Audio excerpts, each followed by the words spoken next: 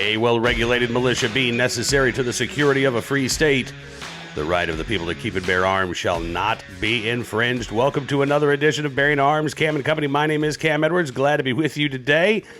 A very eventful weekend down in Atlanta, Georgia for the 154th annual meetings of the National Rifle Association. Got to tell you, we uploaded a lot of videos on Friday and over the weekend. We have many more conversations to share with you in the days ahead. In fact, today you're going to be hearing from NRA Executive Vice President Doug Hamlin, who had a chance to sit down with me on Saturday afternoon after the NRA members meeting.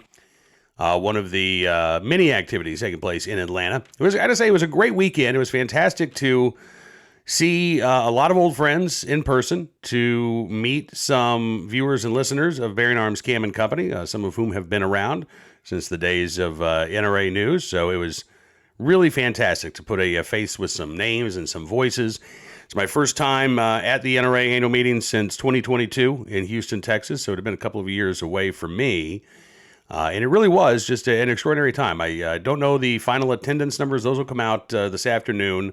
We will also learn the results of the NRA board elections on Monday afternoon. And as you heard, NRA First Vice President Bill Bockenberg challenging the sitting NRA President Bob Barr for the position as NRA President. In fact, you've got a slate of reformers.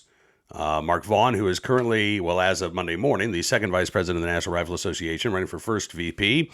And then you've got Rocky Marshall.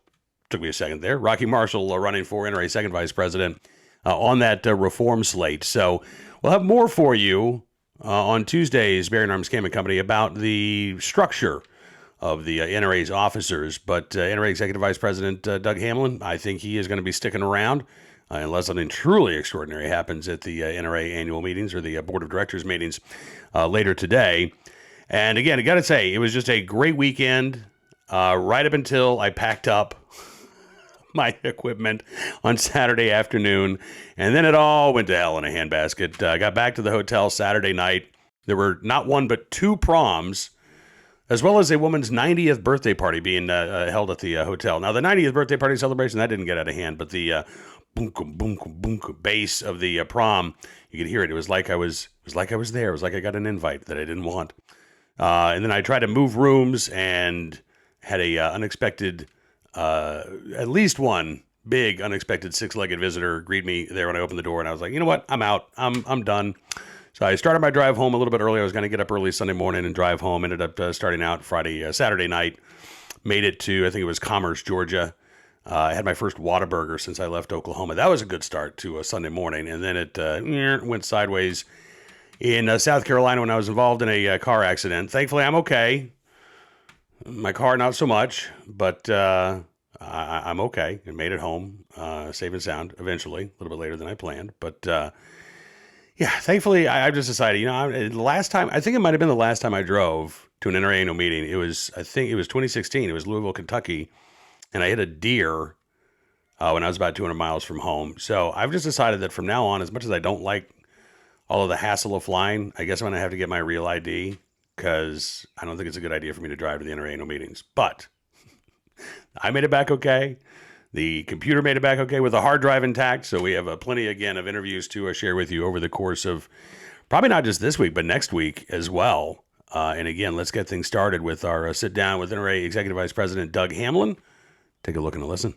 Well, we are here in Atlanta, Georgia for the NRA annual meetings. This is day 2 as I'm sitting down recording interviews. Had a chance to talk to a lot of great folks here, and right now I'm thrilled to have with us the Executive Vice President of the National Rifle Association. Doug Hamlin is with us on the program. Doug, thank you so much for spending some time with us, sir. Glad to be here, Cam. I'm going to have to ask you to lean in a little bit closer to the microphone so folks can hear you. You've got a big platform, but you're a very soft-spoken guy, and I really do appreciate not only you sitting down here, but I appreciate everything you're doing for this organization. Seems like this has been a really good weekend. I mean, I'm just speaking objectively here. I know I was in the members meeting earlier. You talked about the NRA Foundation dinner Friday night. Last year, 400 attendees. This year, 900 attendees.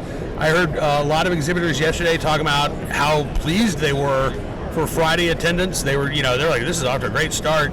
How are you feeling about this weekend? I'm super excited. This kind of an activity galvanizes me because, as you know, when you go out and do what I do 7 days a week, you go through the ups and downs. I mean, it's just the way humanity is.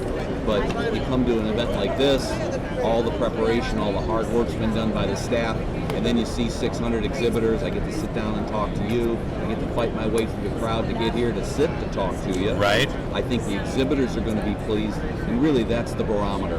When I can meet with you and I can talk to whether it's all the big brand gun companies, and they tell me Monday that they had good turnout and good showing, that's what I'm interested in. Right now I'm hearing great things. Well, I got to tell you too, I mean, this voices the Second Amendment. 2004 was my first NRA annual meeting.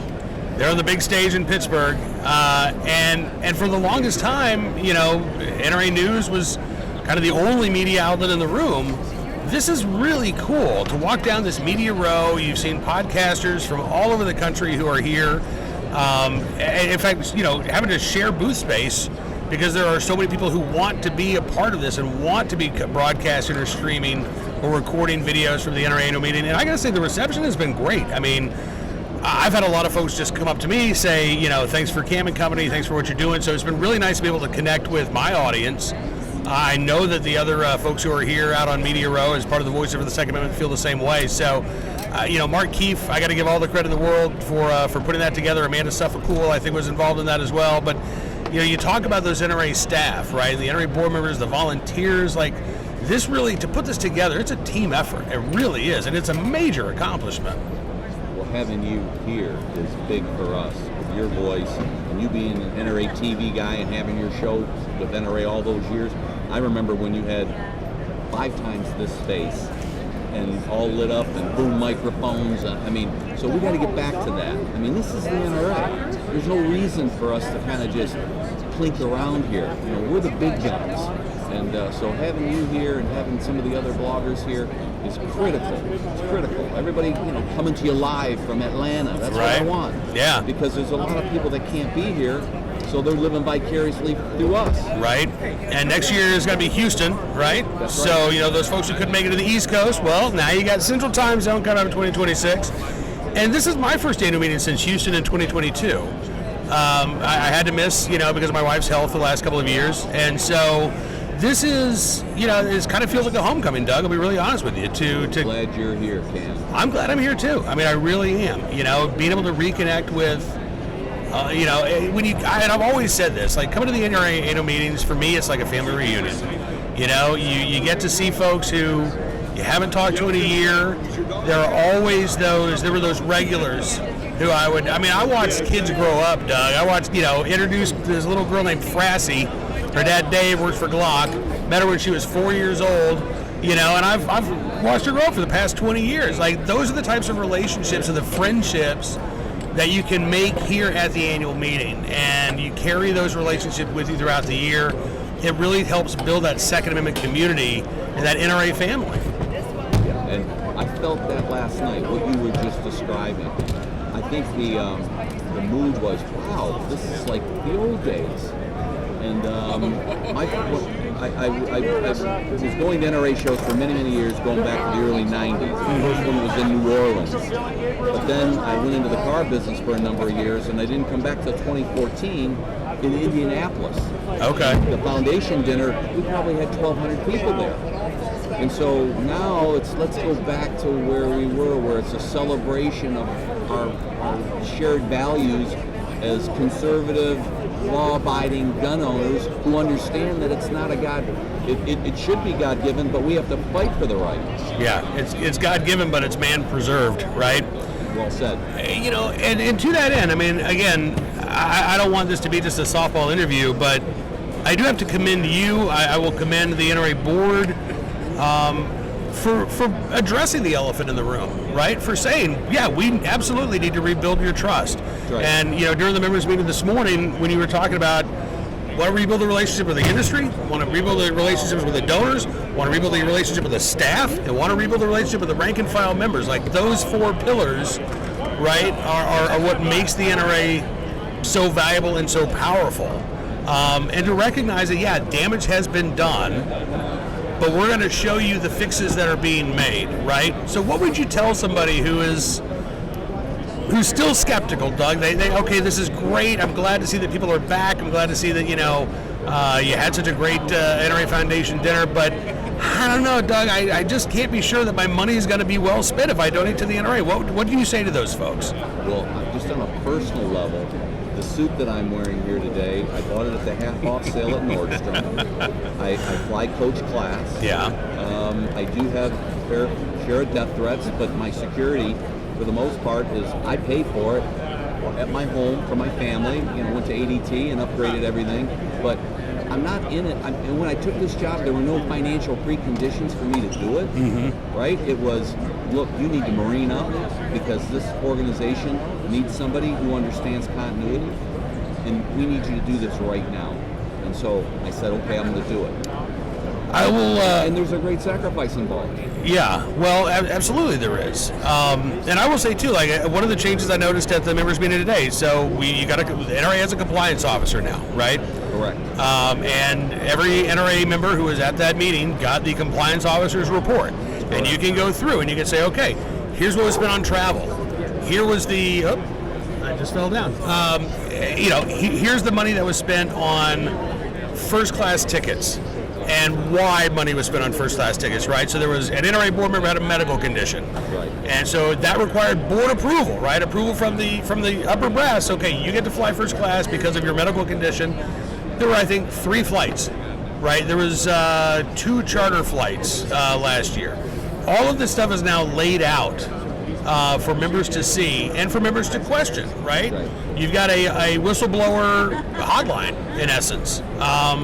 So there are all of these conditions that are being laid out that I think is designed to give that reassurance to members of, okay, there's a watchdog, right? There's a watchdog looking over things and making sure that, you don't always have to buy 50% off, but making sure that, you're not getting those $10 million suits, you're not, abusing the members' money.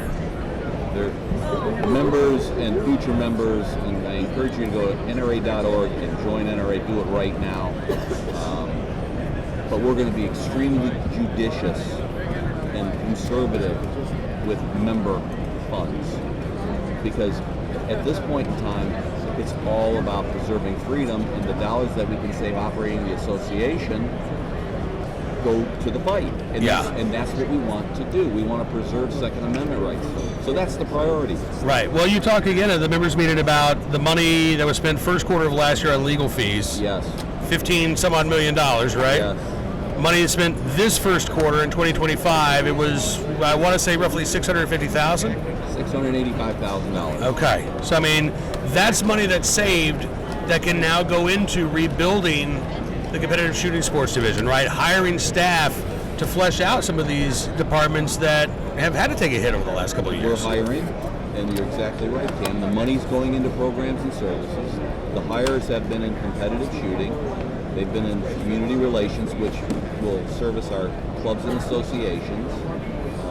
Those are the 2 primary areas that have benefited from this reinvestment, from this rehiring that we're doing. So our 2025 budget, and we're going to be adding more people. If you go to NRA.org, you look at careers, there are jobs listed there. That's good. That's a very good thing. That's a good thing. Also the partnerships, and I spoke with John Comerford about this yesterday. I think it's fantastic to see the NRA partnering with groups like Second Amendment Foundation, Firearms Policy Coalition, not just the state level organizations. NRA has 50 of them, I believe, right? But to see these other 2 organizations, to see this coalition building on lawsuits and litigation, I think that I just got to say, just from an outsider perspective, I think it's fantastic to see that cooperation. We are coordinating. We are working with them. I mean, one of the things that we learned over this last 90 days, 100 days with President Trump is through USAID, they were circumventing taxpayer dollars and sending those dollars to anti-Second Amendment groups to fight against us. We're fighting on our own. I mean, we're operating due to the generosity of our membership. Right. Right? So this is not, it's not right. And shout out to President Trump and his administration for stopping it. Yeah, absolutely. Well, and all of the positives that we've seen. I was talking to somebody earlier today, and I said, just the fact that the Civil Rights Division of the Department of Justice is investigating Second Amendment violations for the first time in the DOJ's history. We're seeing the Second Amendment treated as the civil right that it is. That's historic, right? And granted, this is early on in the administration. I think, a lot of these moves are preliminary, but it seems like they're making a lot of the right preliminary steps here. That's right. And I think you saw it today in the President Trump video that he was so generous to put together on his schedule. But he made it clear our rights will not be infringed. Absolutely. He's a huge advocate, huge supporter of NRA and all law-abiding gun owners. So what are your goals? You've been at this for almost a year now. Yes. What are your goals over the next 12 months? Well, let me put it this way. When I got into this job, to make an analogy, a medical analogy, it was like having a patient in intensive care. So I want to stabilize the organization. And so you're seeing this hiring that I just mentioned. That's a really tangible sign that things are getting back to where they should be, because we've been operating with 20% less staff than we used to have. So what does that mean? That means our programs and services suffer. Yeah. All right, so I want to bring fresh blood. I want to bring some fresh troops back into the organization, and I want the organization to be responsive to the members. So what does that mean? That means when there are issues, reach out to us, communicate what those issues are, and then let us get back to you and fix it. Right? Right now, up until now, we've just been understaffed. Yeah. And part of the big decision to not sell the building in Fairfax, Virginia, and move anywhere else was to stabilize the staff. And what I mean by that is, if you live close to the headquarters and you're married and you have kids in school and you grew up in the area and your mom and dad live close by and your brothers and sisters live close by, and you've been told we're moving, right? That's very destabilizing. Yeah. So then you don't know, right? You just the fear of the unknown. Yeah. So now we've made the decision, we're not moving, we're investing in that property, and we're going to be there for the foreseeable future. That is good to hear. That is good to hear. Doug, listen, I know you are super busy this weekend. I appreciate you carving a few minutes out to sit down with me. You've always been gracious with your time. Whenever I ask, can we get Doug on the show, you make it happen. So thank you for that. I look forward to having you back on again very soon.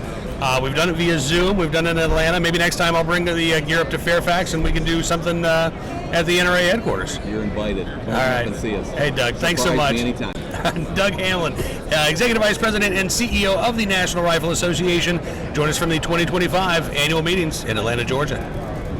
My thanks again to Doug for sitting down at what was a very busy weekend for him. You heard from John Comerford, NRA ILA Executive Director. I think we uploaded that conversation on Friday. If you've not had a chance to check that out, I would encourage you to do so. Josh Savani, who is the head of general operations, had the chance to sit down with him as well. Cole McCullough, the director of competitive shooting. JP Carter with the NRA's Office of Advancement. Great conversations all, and you will hear those again in the days to come, as well as some of the other folks who were there on the ground at the annual meetings in Atlanta. Right now, though, let's turn our attention to today's Armed Citizen story, our good deed of the day, and our recidivist report. We'll start there with a situation, not a particular incident, but a situation in L.A. County. Los Angeles Daily News reporting thousands of people on probation are unsupervised as L.A. County redirects officers to Los Padrinos. That is the juvenile detention facility that has come under a lot of fire for lack of staff, for the conditions there. As the L.A. Daily News reports, thousands of probationers in Los Angeles County have lacked supervision since the probation department redeployed most of its field officers, supervisors, and directors to the Los Padrinos Juvenile Hall after 40% of the facility staff called out on Easter Sunday.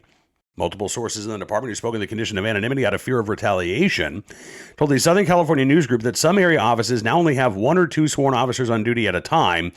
The largest office in the system, located in South Los Angeles, handles about 1,600 probationers and has two officers, meaning that they are each now responsible for 800 individuals on probation.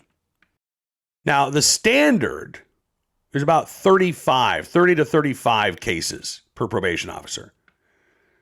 So this is abysmal. I mean, this isn't just a Herculean task for these probation officers. This is a Sisyphean task. There's no way to accomplish their job of supervising these individuals. One source told the LA Daily News or the Southern California News Group, you walk through any area office, it's desolate. They're all gone. The American Probation and Parole Association recommends a case-to-staff ratio of 20 to 200 per officer, depending on the risk score of the clients involved. Officers overseeing the highest risk probationers are recommended to have the lowest amount of cases. 200 still seems awfully high to me. But even if you take that high number, we're talking about 4 times the recommended upper limit caseload for these probation officers in LA County. LA County Supervisor Catherine Barger calling on the probation department to, quote, implement an immediate realistic plan that both triages the crisis at Los Padrinos and sets us back on track to stabilize the entire system. She said the decision to direct resources to the Los Padrinos facility reflects the urgency of that facility situation, but, quote, it must not come at the expense of broader community safety and oversight. Well, I mean, again, this is a matter of priorities, and it's a matter of budgets. And, LA County has a huge budget, but we have heard time and time again, I mean, this is the LA sheriff, right? Says, well, the reason why we have these concealed carry delays, budgetary issues. Probation office, the reason why we have a shortfall in staff, budgetary issues. Reason why the conditions at this juvenile facility so deplorable, budgetary issues. So it does beg the question, what the heck is the County of Los Angeles spending its money on instead of, A, ensuring that people can exercise their right to bear arms in a timely manner, B, that individuals who are supposed to be under the supervision of LA County so they don't reoffend again are actually being supervised, and C, having staff at a juvenile facility who will actually do their jobs, maintain a safe environment so that juveniles who need to be behind bars can be kept behind bars. Because right now the county is failing in all 3 of those areas. And I honestly don't see any quick improvement in either of those areas of concern. Any of those areas of concern, I should say. On to today's armed citizen story from Indiana, where the Henry County Sheriff says a homeowner shot an intruder in the face as the intruder was making his way inside. The intruder did survive, as a matter of fact. This was early Friday morning. According to the Henry County Sheriff's Department, at last report, the intruder listed as critical but stable. It was just before 2 o'clock Friday morning. Deputies were called to a home after the homeowner called 911, saying that a suspicious male was banging on his windows and doors and trying to gain entry. According to the Henry County Sheriff, the suspect allegedly broke a window and then attempted to climb into the residence, but was met with the barrel of a gun. Sheriff's Department said the homeowner shot the intruder in the face. The suspect was found lying on the porch when deputies arrived on scene. The homeowner fully cooperating with the investigation, according to the Sheriff's Department. They identified the intruder as a man named Preston Kendall. Don't believe that there's any connection between Kendall and the homeowner. So we don't know the motivation here. This was just, to me, if you're going to try to break into a home in the middle of the night to steal stuff, you don't bang on doors and windows to alert the homeowner inside, right? That seems a little odd. But again, we don't know all of the circumstances. The investigation does continue. But at this point, I would say it's pretty clear that the homeowner had a reasonable belief that his life and the lives of others inside that home were in danger when this man who was banging on the doors and windows then decided to break a window to come inside. Finally today, our good deed of the day, in the right place at the right time, willing and able to do the right thing. A Texas man who saved 2 children from a sinking car in the San Jacinto River. Unfortunately, the mother of those 2 children and a 1-year-old child did pass away in this incident. Police aren't sure what happened that caused that car to go into the river. They believe the woman may have had a medical emergency of some kind. But if there is a silver lining to this tragedy, it is that 2 of these children were saved because of the quick thinking and the fast actions of Agustin Garcia Alvarez. This was Friday afternoon, about 4:45. A Kia driven by a woman named Crystal Nespu and her 3 young children inside, ages 1, 5, and 7, went off the road into the San Jacinto River in Harris County. Authorities say the car appeared to stop for about a minute in a gravel area before then accelerated into the water. Alvarez said that he pulled over when he saw small hands waving, and he heard cries for help. He said, I pulled over onto the shoulder and I noticed a little hand sticking out, and someone was yelling, help, help. So he dove into the river, was able to secure a rope to the back of his truck, broke the back window of the Kia with a baseball bat. At this point, there were other witnesses who were helping out as well. Alvarez said, I saw a little boy's head, and I pulled him up, and right behind him was a girl, but by then the car was going straight down. He said, I got both kids out. I was exhausted. I already swam about 50 feet out. And he said, I'm very sad because 2 lives stayed inside that car, and I couldn't get them out. He said, it hurts to face my human limits, yet I do feel some peace knowing that I rescued 2. And he said, I risked my own life because Jehovah God has taught me to love my neighbor. As long as I have life, health, and strength, that's what I want to keep doing. I cannot imagine being in that situation, knowing that you've helped save lives, knowing that lives were lost, and feeling that burden of, could I do more? I would say that to Mr. Alvarez, what you did was actually extraordinary. And I know that you would have loved to have saved everybody in that car. But the fact that 2 people are here on this earth today, they will hopefully get to live long, productive, happy lives because of your actions. Again, that is not just significant, but that is extraordinary. And so thank you for your very, very good deed. Now, that is all we've got for you here on this edition of Bearing Arms Cam and Company. I want to thank you, as always, for being a part of the program. It truly does mean so much to me, particularly when I get a chance to, again, catch up with folks or meet people for the very first time who say, I listen every day while I'm cooking dinner. I had a guy come up to me who said I kept him company in the coal mines out in Wyoming. And again, it's humbling. It is gratifying, and I just, again, want to express my appreciation for you watching and listening each and every day. I know that I am probably not your only source for Second Amendment news and information, but I am glad that I am a source for your Second Amendment news and information.